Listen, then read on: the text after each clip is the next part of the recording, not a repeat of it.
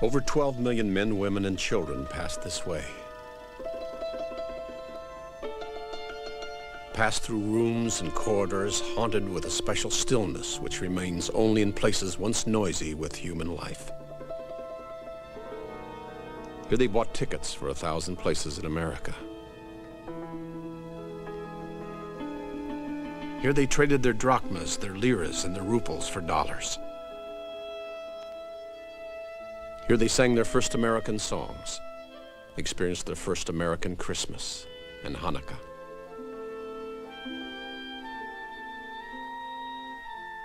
Here they waited to be given permission to pass over to the new land.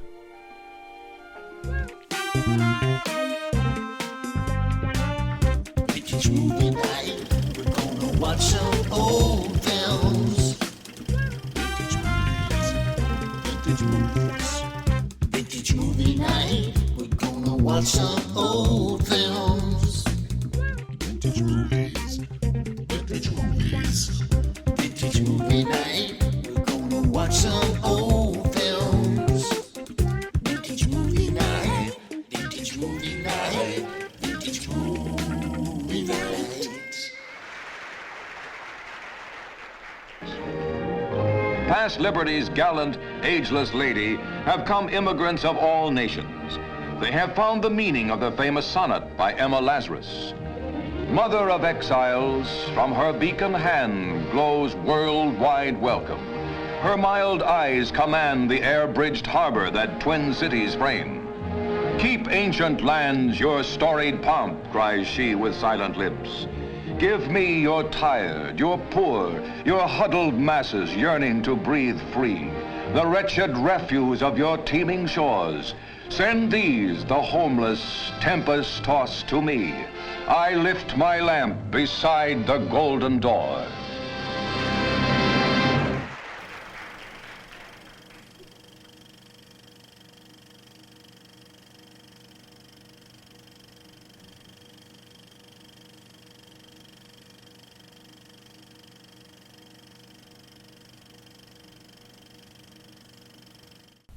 That was Goodbye Forever there, the last little clip of film that you saw. A silent cartoon made during the Red Scare after World War I, and it's celebrating the deportation of agitators and Reds to the Soviet Union in what they're calling a Soviet Ark. Before that, we saw a short little film about the Statue of Liberty. It's a portion of a 3-minute film that's a newsreel from Pathé. Before our theme song, our Vintage Movie Night theme song, we opened up with a portion of Island of Hope, Island of Tears, which is a National Park Service film by Charles Guggenheim that is still shown at the Ellis Island Visitors Center.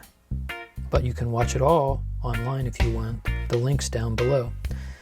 Welcome to Vintage Movie Night, films about immigrants and refugees. I'm your host, Richard Hall.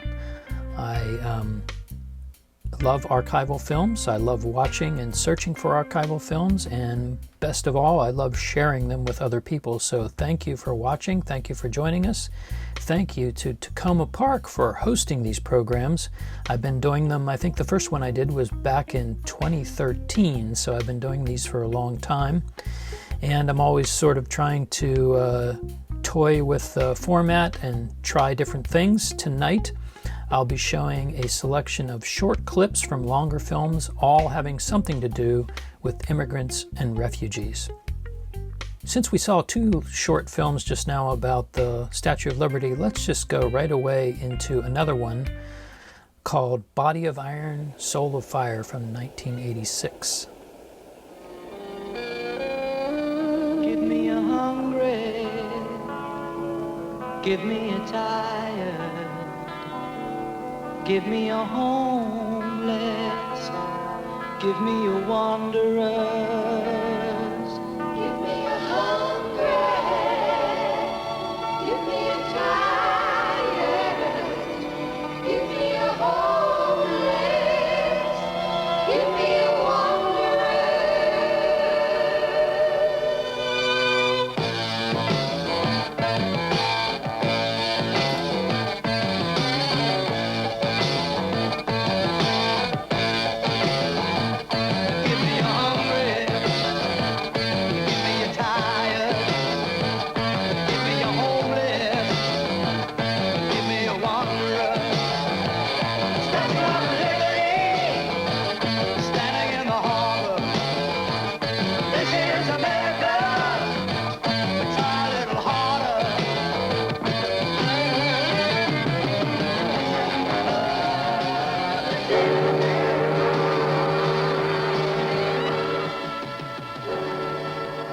Since 1886, the Statue of Liberty has stood here in New York Harbor.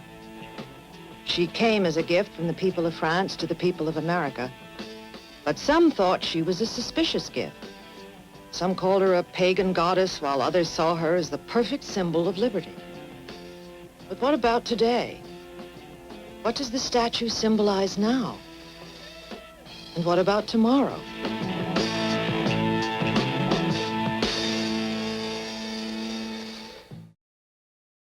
That's sort of a rock and roll take on the Statue of Liberty from 1986.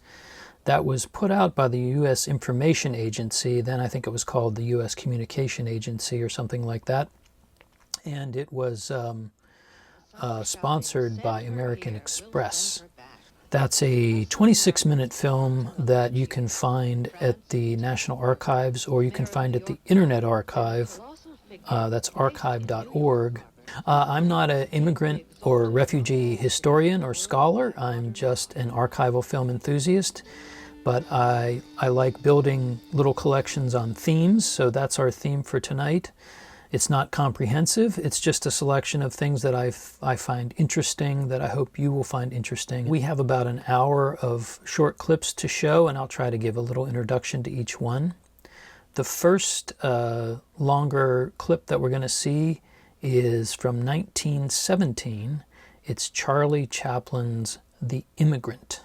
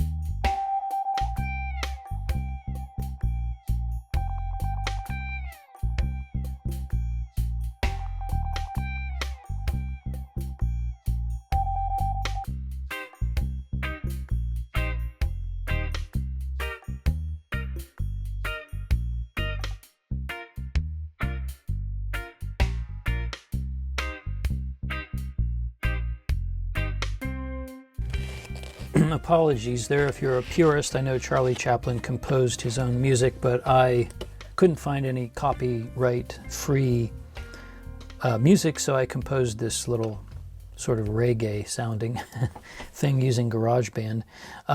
That picture at the end, you see Charlie Chaplin there is kicking an immigrant official in the behind.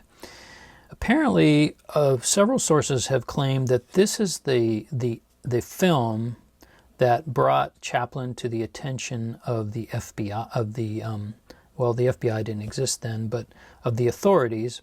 And he did have a big FBI file, and he was eventually deported in 1952. This film was made only a few years after he arrived in America, but apparently authorities did not like the way he was treating authorities in this film.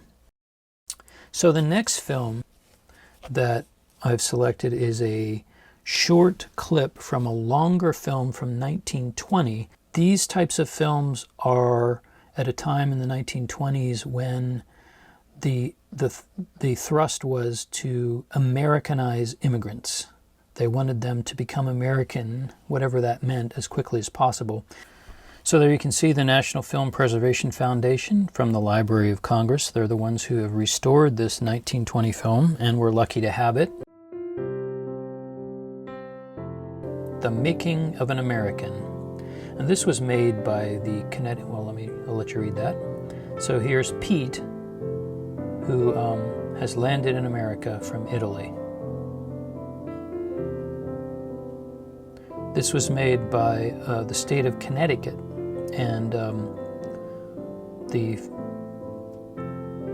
there he's found his boyhood friend, who's already on his way to becoming an American. You can tell by the dress contrast. Now Pete's looking for a job.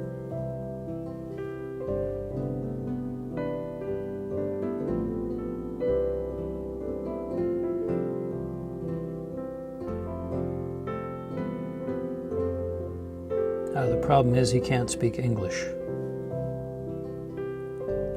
The National Film Preservation Foundation says that at least 100,000 people saw this film when it was made.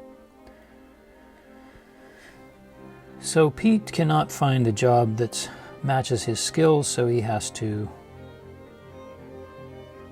dig ditches.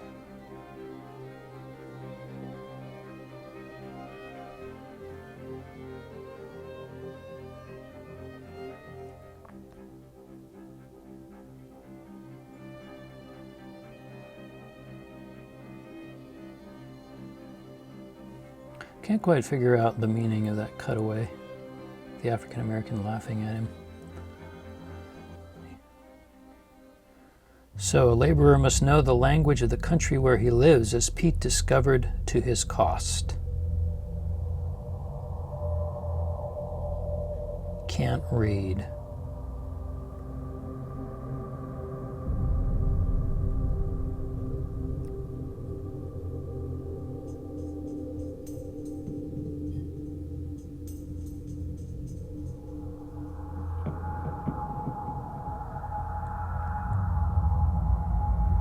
Again, apologies for the soundtrack, the music. I composed it so it wouldn't be totally silent.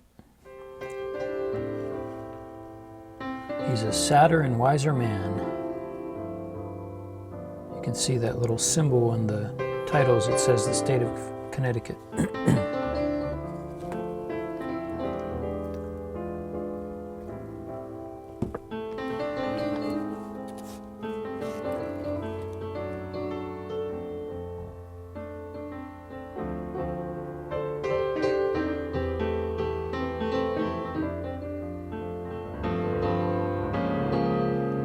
So this film was made just at the tail end of when immigration was at its peak in the United States.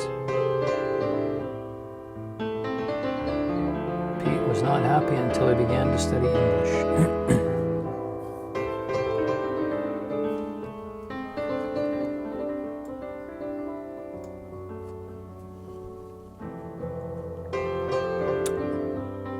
And shortly after this film was made, there would be several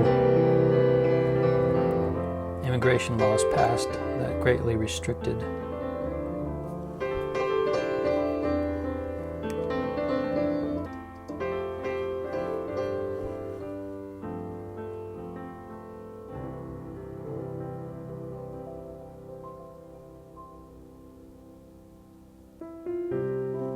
And as you know, I'm sure, right now, across America, there are immigrants sitting in English classes doing the same thing.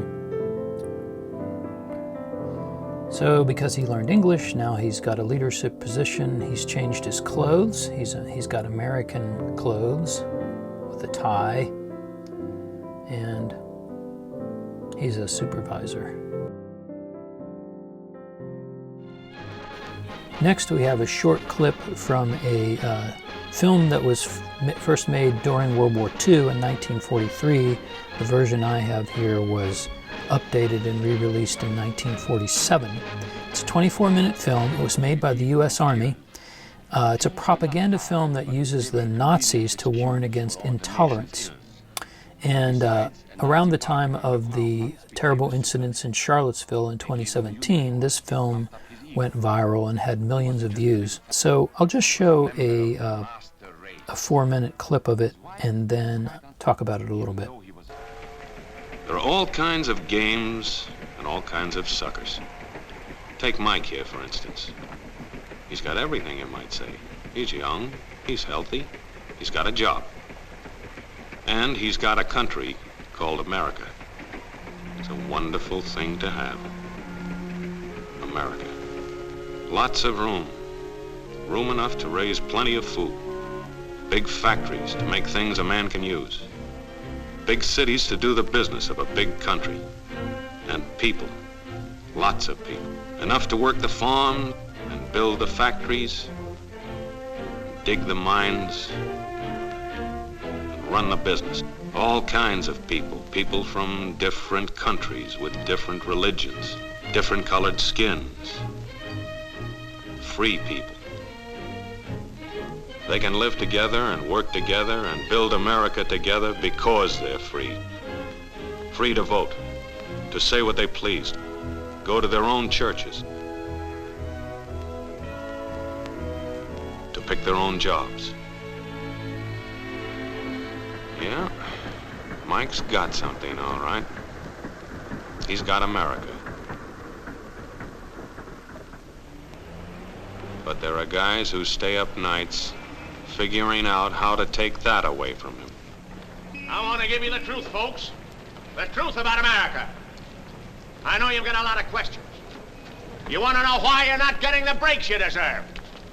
Well, I'm not a politician, but I've made it my business to study these things, and I happen to know the facts.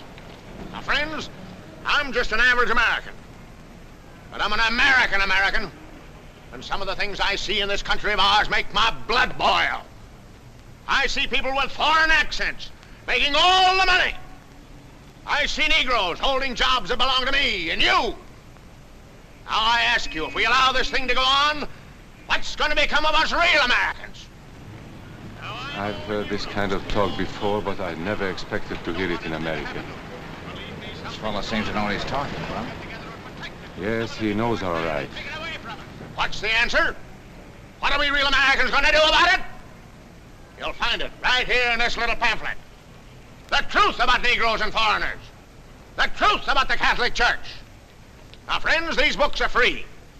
Paid for by real Americans who want others to know the truth. Excuse me, young man, but are you actually going to read that stuff? Sure, why not? You heard what he said, didn't you? Yes, I heard. But do you believe in that kind of talk? I don't know, makes pretty good sense to me. I'm speaking to you as an American. And I tell you, friends, we'll never be able to call this country our own until it's a country without. Without what? Yeah, without what? Without Negroes. Without alien foreigners. Without Catholics. Without Freemasons. You know these people. What's wrong with the Masons? I'm a Mason. Hey, that fellow's talking about me. And that makes a difference, doesn't it? These are your enemies. These are the people who are trying to take over our country. Now you know them. You know what they stand for. And it's up to you and me to fight them. Fight them and destroy them before they destroy us. Thank you.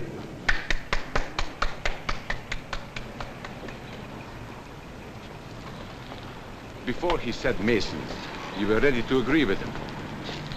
Well, yes, but he was talking about, well, about those other people. But in this country, we have no other people. We are American people, all of us. What about you? You aren't American, are you? I was born in Hungary, but now I am an American citizen. And I have seen what this kind of talk can do. I saw it in Berlin. What were you doing there? I was a professor at the university. I heard the same words we have heard today. But I was a fool then. I thought Nazis were crazy people, stupid fanatics. But unfortunately, it was not so. You see, they knew that they were not strong enough to conquer a unified country. So they split Germany into small groups. They used prejudice as a practical weapon to cripple the nation. Of course, that was not easy to do. They had to work hard to do it. You see, we human beings are not born with prejudices. Always they are made for us, made by someone who wants something.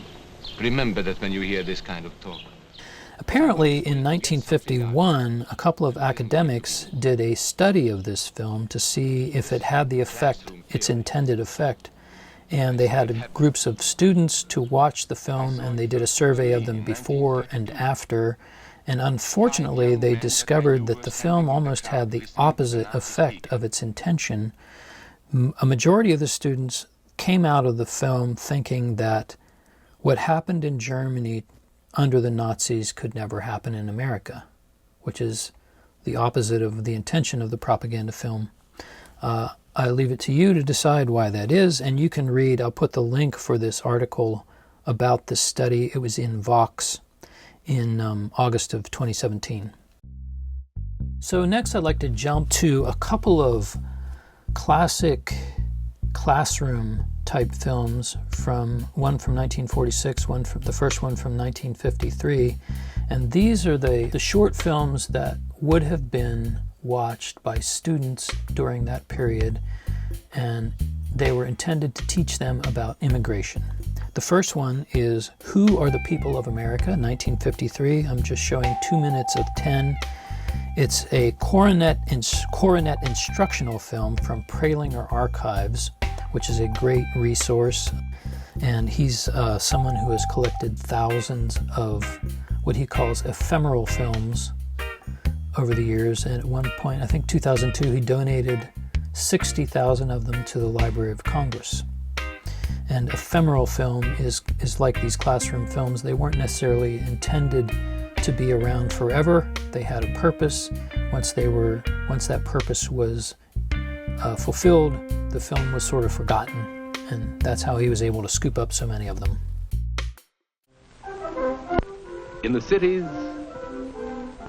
in the towns and country, we work together. We are many races and religions and nationalities. We are the men and women of America. We are also the children of America. Children of the city and of the country. Light hair, light eyes. Dark hair, dark eyes. The children of America. The children of America. The infant, the youth, the old and the young. That's us. Her ancestors came over on the Mayflower, while he came himself from Italy. Both are people of America. American farmer, American farmer. The people of America. Housewife, businessman, weaver, blacksmith, Americans. A German doctor, a Swedish mailman, a Polish fireman, an Irish cop, Americans. We are the people of America, a mixture of the people of the world. America was discovered by the people of the world. Explorers of many nations charted the land and opened it to their people. Columbus of Italy. So I'm bringing the audio down, and I'm going to end this clip soon because I just wanted to let you know that they always get to this point where they start talking about the discovery of America. And in almost every case, the indigenous people don't exist. They're just erased from history. And in this case, the discovery is mentioned, but there's nothing ever said about the people who were here before the discovery. So I find it nauseating to keep watching this, but it's illustrative of what kind of education people were getting at that time. And not to mention, the next film we'll see is a similar film. It's from 1946. It's called Immigration. And this is just 4 minutes of 10 from Encyclopedia Britannica Films, also from Pralinger Archives, and you can watch the whole thing if you want to. We in America are immigrants, or the children of immigrants. We are one people, but a people welded from many nations and races. People who came to America during a vast migration from Europe to other parts of the world. In this migration, millions of Europeans left their homelands to settle in new countries across the seas. Almost 2/3 of them came to the United States.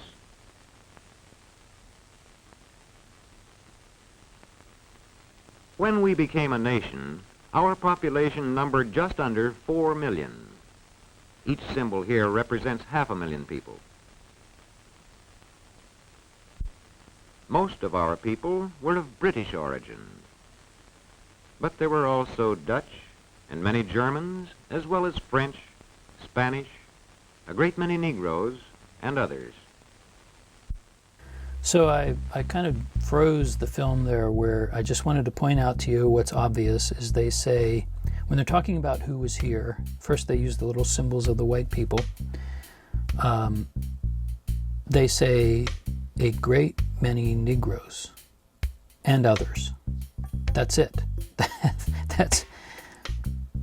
Heaven forbid they would say the word slavery. Never said. And the others, who are the others? It doesn't really matter. What matters are the people who came from Europe. At least that's the message I think they're sending with this film. And I think it's obvious that people who say, let's make America great again, this is what they want to get back to.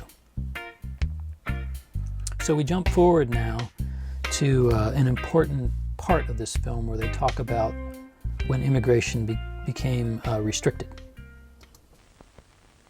In 1924, a law was passed to restrict immigration from countries outside the Western Hemisphere.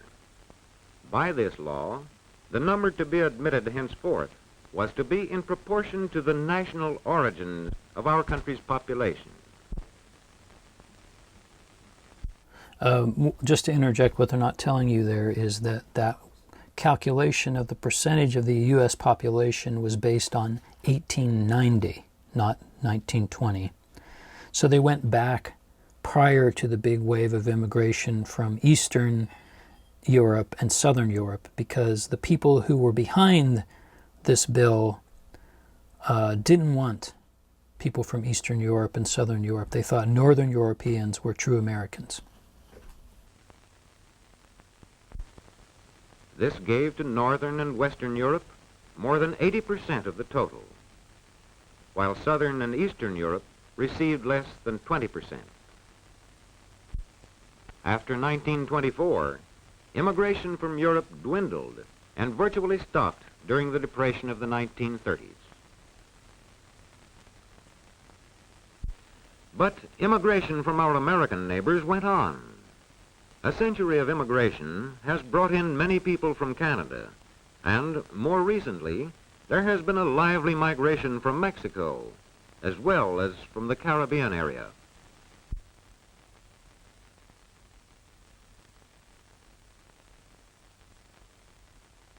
Today, these people of every nation and race have become Americans all, a people still diverse, but sharing common aspirations and drawn together in their common contribution of the skills and talents that have made America a great nation. The school has been a most important influence in the making of Americans. Here, the meaning of our country, its institutions, and its culture reaches the children of every community and race and origin. Here, too, the latest arrivals from abroad, young and old alike, have an opportunity to study the language and history of America. These people are preparing for an important step, admission to citizenship. Here, they come to testify to their fitness to become once and for all a part of the United States of America. Longs the promise of long ago. Send these, the homeless, tempest-tossed, to me. I lift my lamp beside the golden door.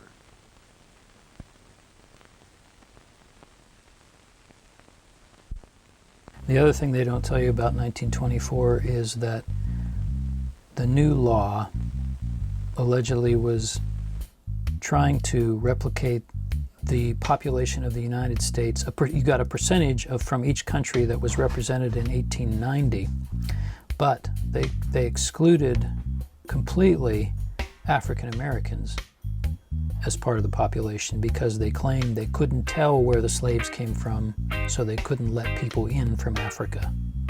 At least that was their reasoning.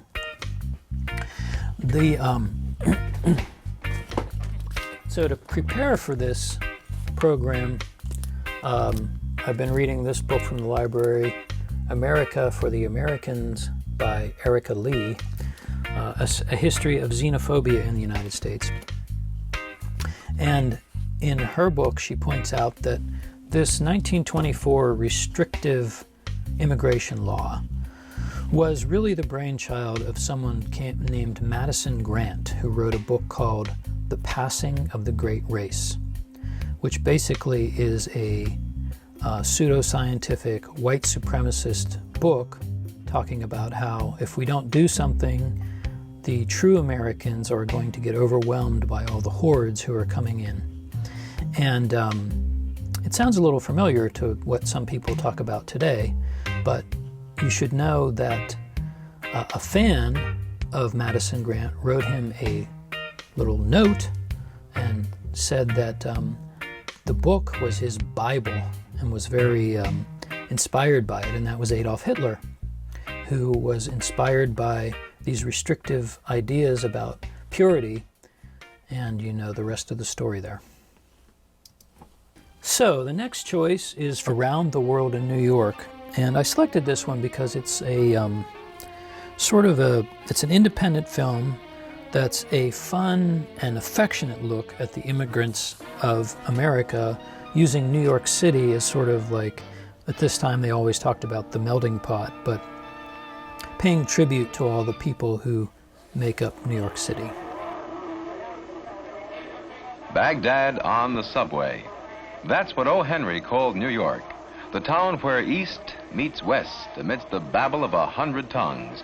New York is where the Latin rumba shares a jukebox with a beer barrel polka.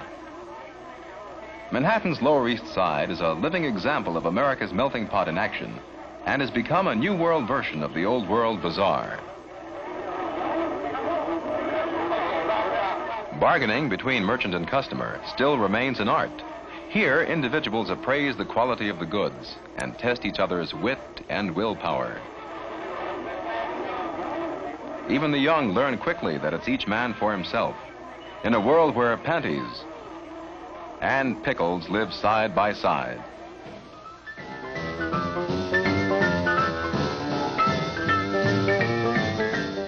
But even this old world marketplace of all nations has bowed to Yankee flavor and rhythm. Hurry, hurry, hurry, hurry. The world is so full of a number of things, and we don't want to miss any.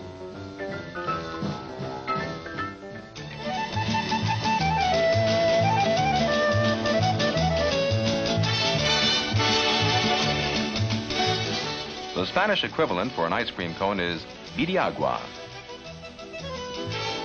For a few pennies, the street corner vendor shaves the ice, and from a rainbow of flavors, your own choice colors the frosty cone.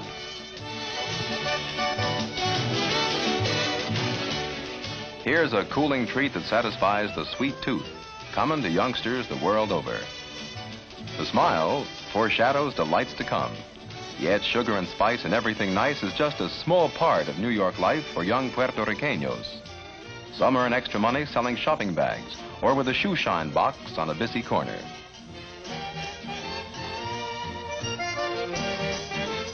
When life becomes hard and problems are puzzling, one is willing to accept some outside guidance to success and happiness. Polly, the fortune teller, relies on chance rather than reason. Song and music, too, help to carry the burden of the day, and musicians performing in the public square have delighted people for thousands of years.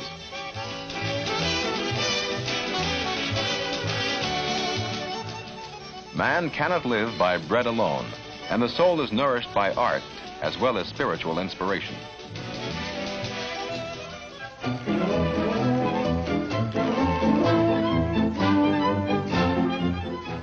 England raises her heroes on the playing fields of Eden, but the Sandlot, or New York Central Park, does nicely for Americans of all races. Even the World Series cannot excel the spirit of this game between two Puerto Rican neighborhood teams.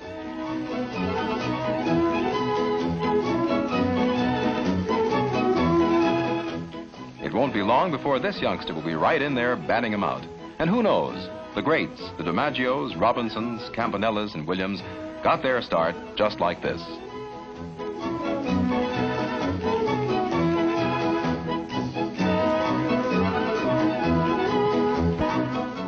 From bullfights to sandlot baseball, exciting sports are favored around the world by people of Spanish descent.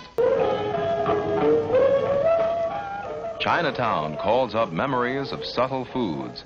Aromas of Oriental delicacies linger in the streets.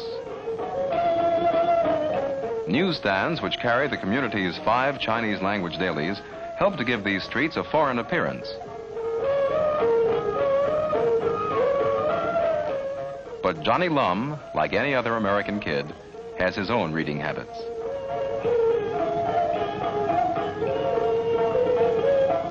And this could be any street in New York.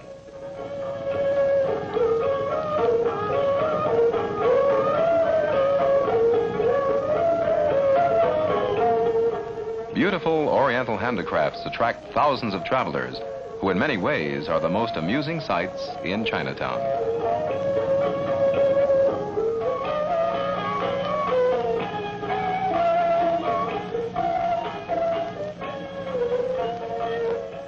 The really big event in this community's life comes with the celebration of the Chinese New Year, when Eastern customs and Eastern symbols turn this section of New York into a corner of the Far East.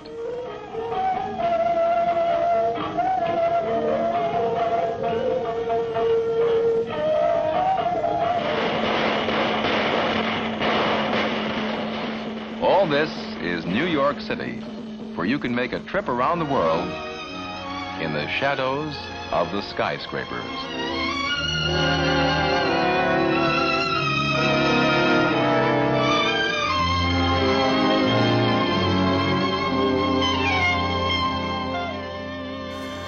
Again, if you want to watch that entire film, it's 20 minutes long, and it's got parades, and it has a section about Italians and Germans in there.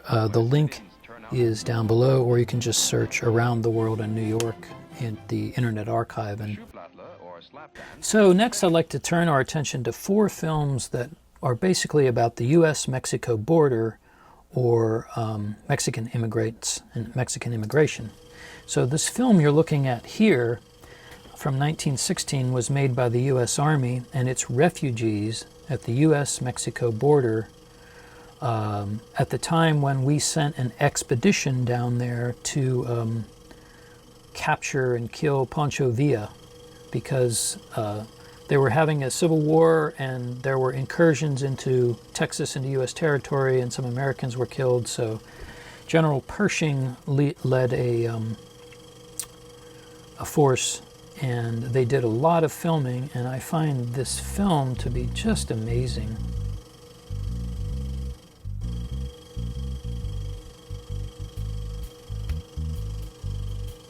So this one from 1922 is from the National Archives. Mexicans and Japanese pickers harvest California orange crop. So this is a Ford educational film. The Ford Motor Company made hundreds and hundreds of films, and they had weekly newsreels, and this was one of them. They're showing something that was very important to agriculture at the time. The Symar Grove in Southern California is the largest olive orchard in the world. There's the largest olive orchard in the world, according to Ford. But they're showing how this agriculture depended greatly on Mexican immigrants, Japanese as well.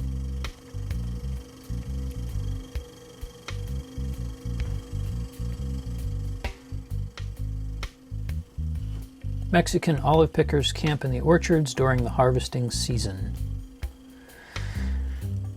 This was made in 1922. There's a family. And at that time, the border was fairly open for these workers.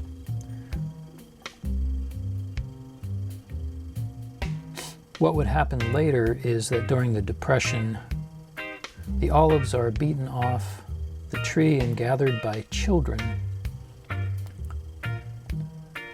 During the Depression, things changed, and people started claiming that these workers were taking jobs away from Americans.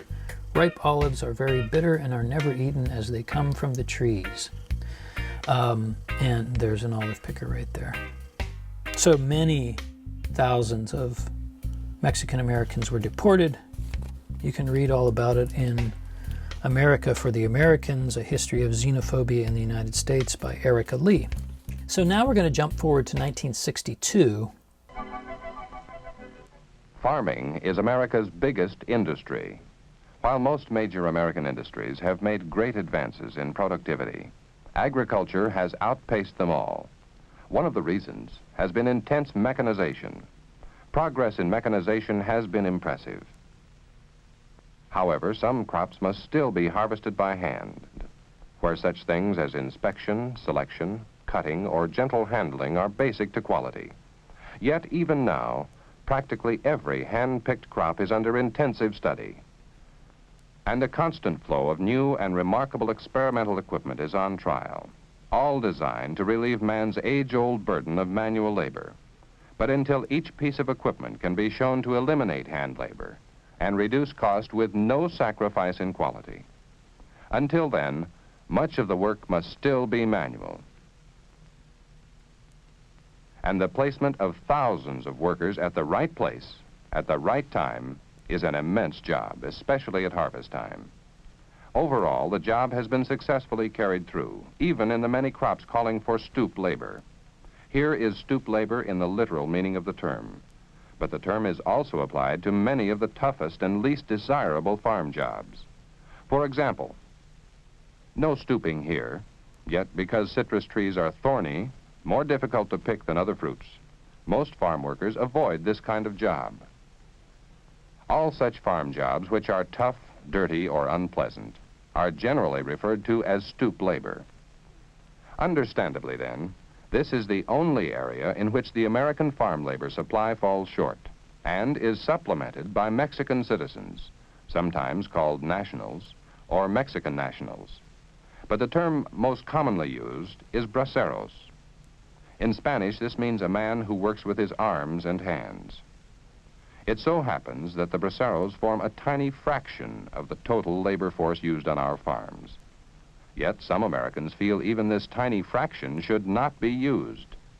A typical dialogue pinpoints the major issues. Well, with Americans on relief rolls, why bring in foreigners to work on our farms? Makes no sense. Makes sense to the farmer, though. These braceros work for lower pay than Americans would. But doesn't the farmer realize he's cutting down American labor, cutting down our living standards? Why doesn't somebody do something about it? In short, the big question in many minds is, why braceros? The question is so widespread that we consider it a public service to tell the why and how of braceros on American farms. So if you want to see what the California growers, the Council of California Growers, what their opinion is of the braceros program and how it worked, you can watch this 1962 film. I just showed 3 minutes of 20, and it's available online at cspan.org. It was part of the Real America series that I produced before I retired recently. And if you just go to cspan.org and search Why Braceros, you can watch the entire film there. Now, for a counterpoint to what you just saw, from 1966, a pro-labor film called The Land is Rich. It's 5 minutes of a 26-minute film. Small-scale organizing drives have done little more than create the illusion of helping farm workers. The well-padded officialdom has, for the most part, kept its back turned on the most poverty-stricken group of workers in the nation. For half a century, the agribusiness lobby has been a constant roadblock in the path of social legislation for farm workers. They have denied unemployment insurance to farm workers. They denied farm workers the benefits of minimum wage legislation until the summer of 1966, when the first small breakthrough was made in the federal Congress. They even blocked legislation to provide sanitation facilities for field workers. It was only in the 1960s that a law was passed finally in California requiring field toilets for women. In 1962, in Fresno, California, the National Farm Workers Association was formed. The association recognized some essential common denominators. A substantial segment of California's farm workers are of Mexican ancestry, tied together by a proud culture, a common religion, and the bond of a great and lyrical language. A new demand was made for an end to ancient injustices. A contagion was in the air. Slowly, farm wage rates began to reflect the pressures. They started to creep upward. People were on the march. Two organizations, the National Farm Workers Association Independent and the Agricultural Workers Organizing Committee, an entity of the AFL-CIO, were in the field. In December of 1964, Bracero program, the treaty importation of Mexican field workers, came to an end. The closing of this traffic removed a major weapon from the hands of agribusiness and equalized somewhat the odds facing those endeavoring to organize farm workers. Some braceros returned almost immediately as legal immigrants, green card workers, permit workers, but the relative position of the domestic workforce had beyond question been strengthened. And a substantial segment of that workforce was of Mexican ancestry. From this base came the National Farm Workers Association under Cesar Chavez. In alliance with the Agricultural Workers Organizing Committee, it began a new chapter in the long farm worker history at the little San Joaquin Valley town of Delano in September of 1965. The Delano grape strike, begun for union recognition and a pay scale of $1.40 an hour, became much more than that, as the strikers themselves were to declare in their own manifesto, the Plan of Delano. We are conscious of the historical significance of our pilgrimage. It is clearly evident that our path travels through a valley well known to all Mexican farm workers. We know all of these towns of Delano, Madera, Fresno, Modesto, Stockton, and Sacramento, because along this very same road, in this very same valley, the Mexican race has sacrificed itself for the last 100 years. Our sweat and our blood have fallen on this land to make other men rich. This pilgrimage is a witness to the suffering we have seen for generations. The penance we accept symbolizes the suffering we shall have in order to bring justice to these same towns, to this same valley. the pilgrimage we make, symbolizes the long historical road we have traveled in this valley alone, and the long road we have yet to travel, with much penance, in order to bring about the revolution we need. The Delano strike again projected the plight of farm workers into the consciousness of the nation. The Delano strike brought the two unions into direct confrontation with one of the giants of agribusiness, DiGiorgio.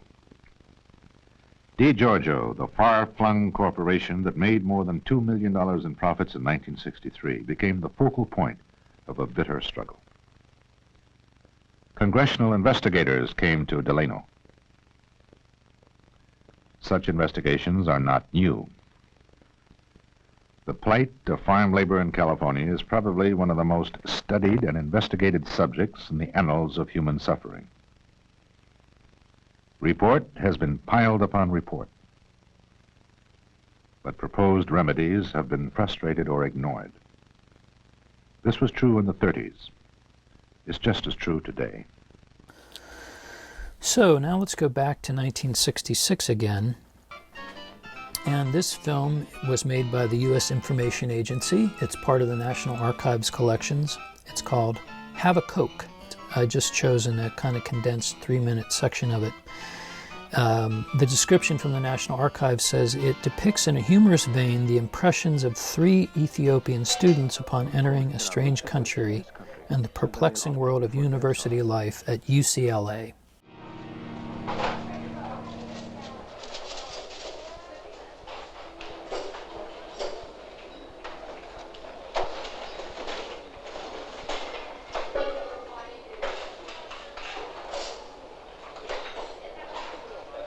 Breakfast is served early and is very unusual.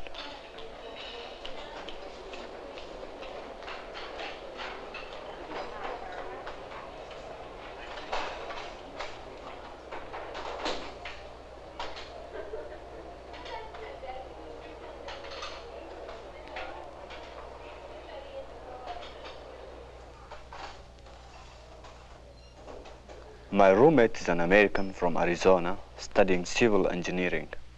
He is failing calculus and is very uncommunicative. And he probably finds me the same way. For 5 months now, I have had time for little besides study, worry about money, and wonder why I ever came here. We're going to have an examination. The English examination I passed in Addis Ababa with such fluency is simply not the same language spoken here.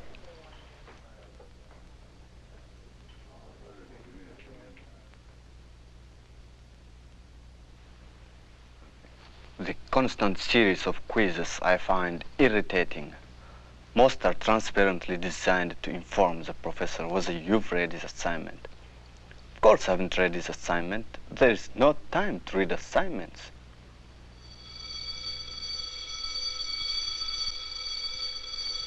Aside from the library, my class buildings and the dormitory, I know little of the campus and less of the city. I feel like the village idiot treated with polite deference by my colleagues. It is maddening. Occasional walks in the evening with advice and friendship from my own people were genuinely pleasurable moments.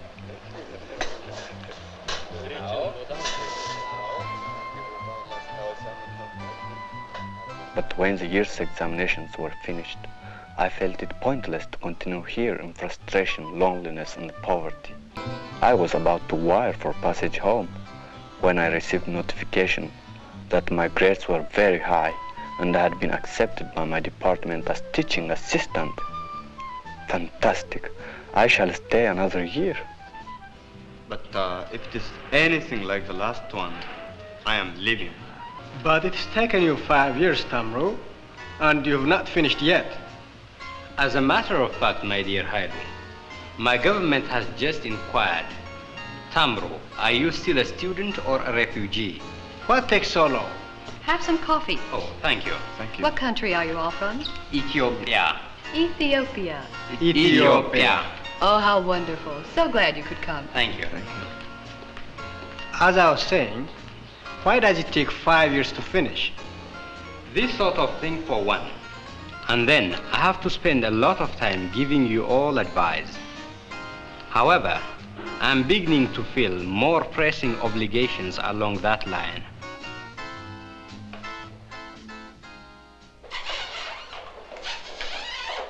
Better hurry up, honey, you're late. Okay. So, there is less time than ever, not counting my 2 jobs. But with all the demands, I'm still satisfied. In no other system could I enroll first for a limited study, continue on becoming a member of the staff, complete a program for a doctorate, and still support a family.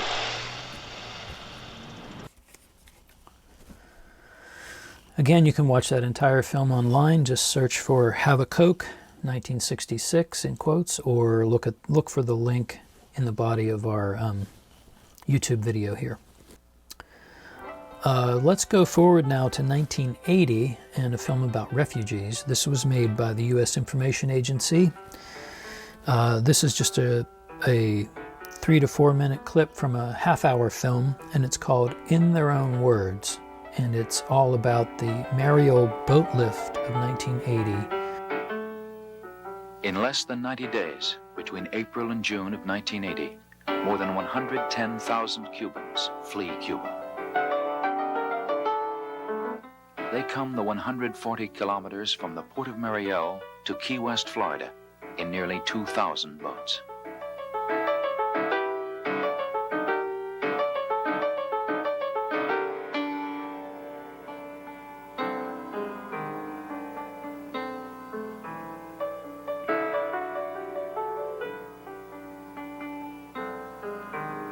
"25 die in the attempt.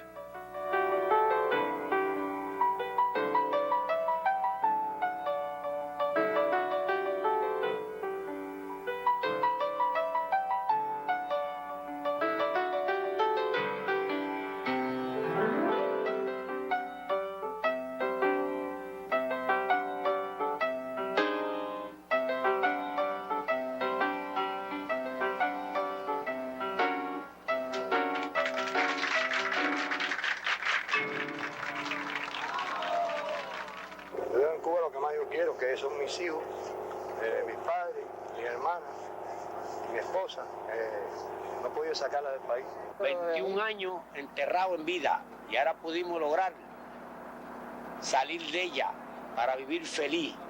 El chamaquito mío, Dios mío, me lo quitaron.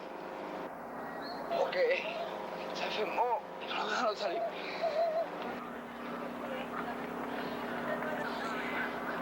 No, que tenía vómito y eso, y la señora mía, pues, como está aquello ahí que no se puede estar, pues ella prefirió mejor quedarse que no para seguir trabajando, pasando trabajo allí.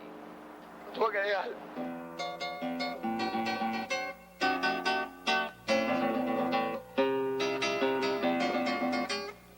Why do they come? Why are there so many? How do they feel?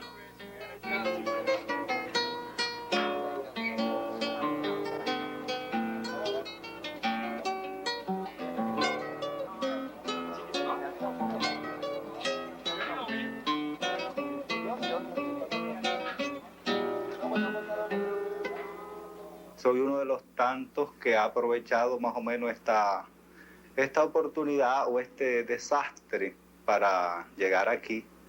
Y en realidad la sensación que yo siento en ningún momento es de triunfo, ni digamos de una gran alegría, sino es una sensación hasta cierto punto de paz por estar vivo y por haber salido de allí.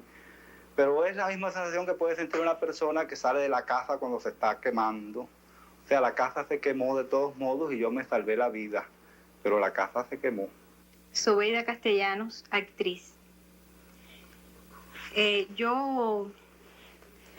La experiencia que tengo es que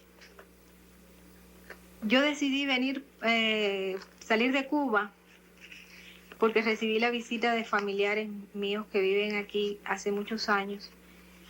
Y realmente la represión es tan grande que uno mismo llega a reprimirse y yo ni siquiera había pensado en salir.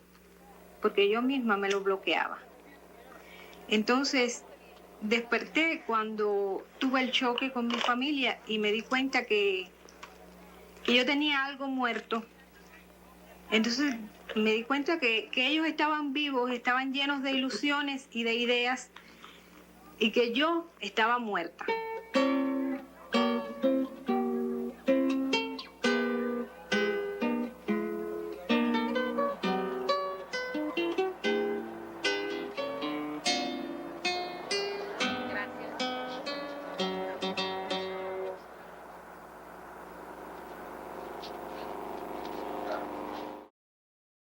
So next we go to 1981. I thought because we are pulling out of Afghanistan after so many years that I would take us back to 1981 when we first started getting really interested in Afghanistan. This is called Afghanistan, the Gallant Struggle. It comes from the National Archives, but it was a video report put together by the CIA for President Reagan, showing 2 minutes of 20. Apparently, Ronald Reagan liked video reports like this to give him an idea what was going on in the world. And so in 1979, the Soviet Union invaded, and I pulled out a section of this longer film just that deals with the mostly with the refugee problem that they were having at the time. Dangers. Almost 2 million Afghans have turned their backs on communism and climbed through the narrow mountain passes into neighboring Pakistan. A third to a half are children.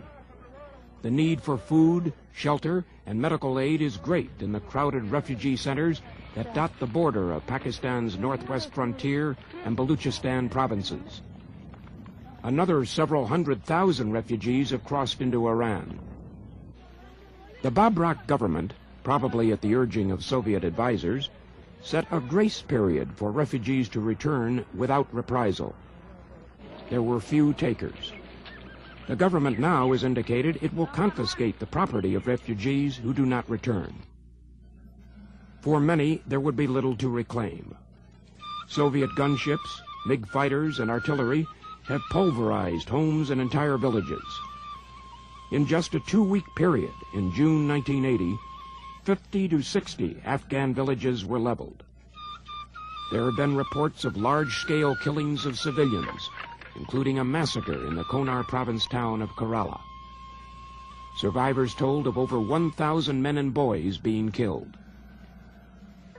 Despite the war's devastation, the tribes of the Afghan mountains do not appear in awe of Soviet military power.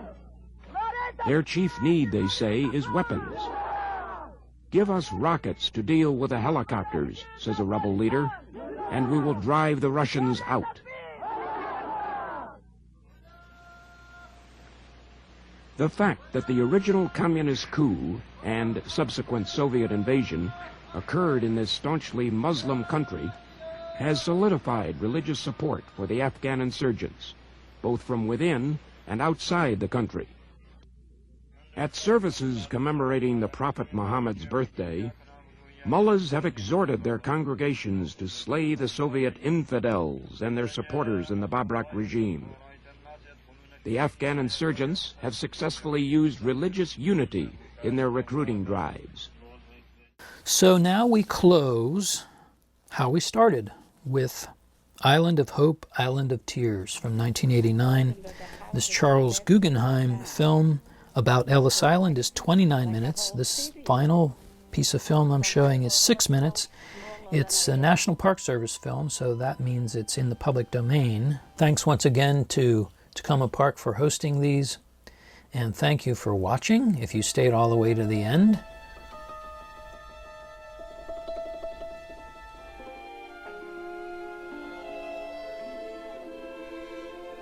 Tens of millions of us have relatives who came this way.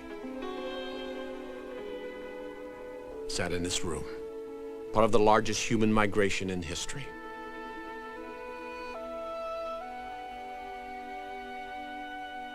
Of the many who came, some were turned away.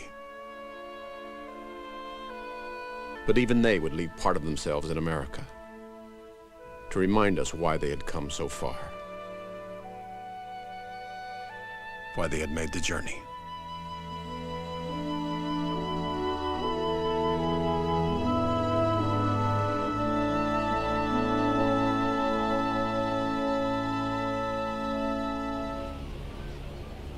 Still separated from the first class and cabin passengers who were processed by immigration officials on board, the Immigrant from steerage waited yet another boat ride. This one from the Hudson River Pier to an island in the Upper Bay.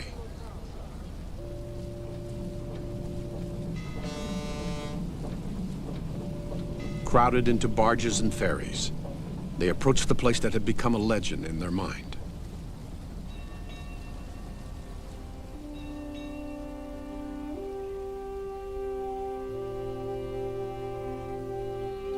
I couldn't get my eyes on that. It's great.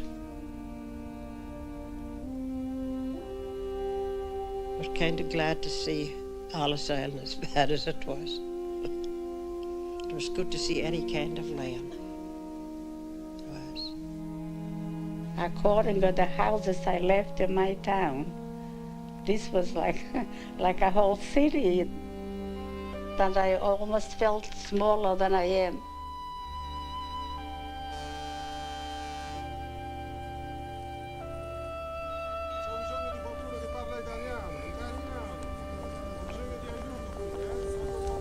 But when I came to these doors, I saw all these people there.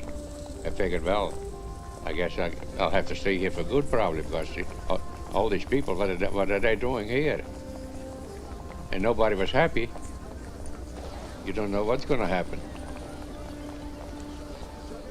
Clinging to their possessions, they entered the great building and climbed the stairs.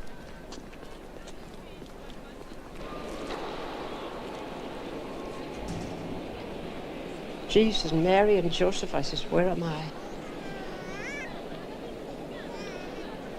They would come right into the big hall, and there they were told to sit and stay there. And they didn't know where they were. It was a new land, but they hadn't been in land. It was just a big hall.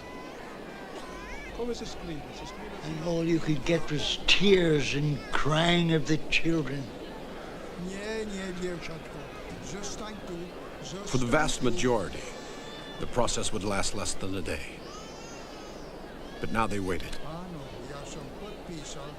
Those from Europe and the Near East, with those who had arrived from the Caribbean.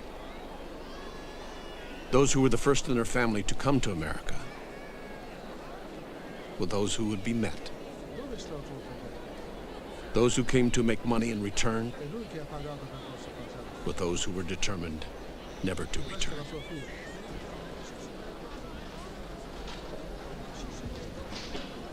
So they all had this fear, this worry. They were worried about police because they were always checked in the other countries. The word government frightened me. Government was tyranny. Government was officers who looked at you with the sense that they wanted to hate you or eliminate you. And the idea that there is democracy or that the policeman will help you was very new to me. As a policeman, to me, was someone who could cut my head off. It's not my native land, but it means more to me than my native land. It means more to me than my native land.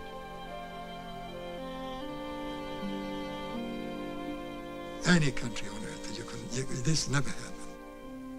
And become a human being again. It's a miracle.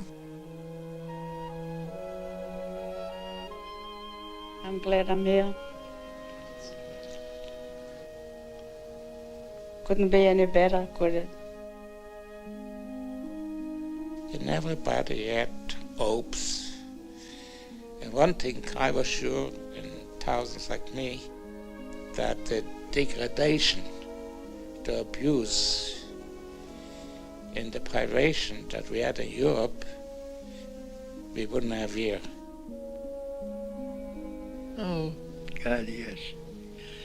Hoping for centuries.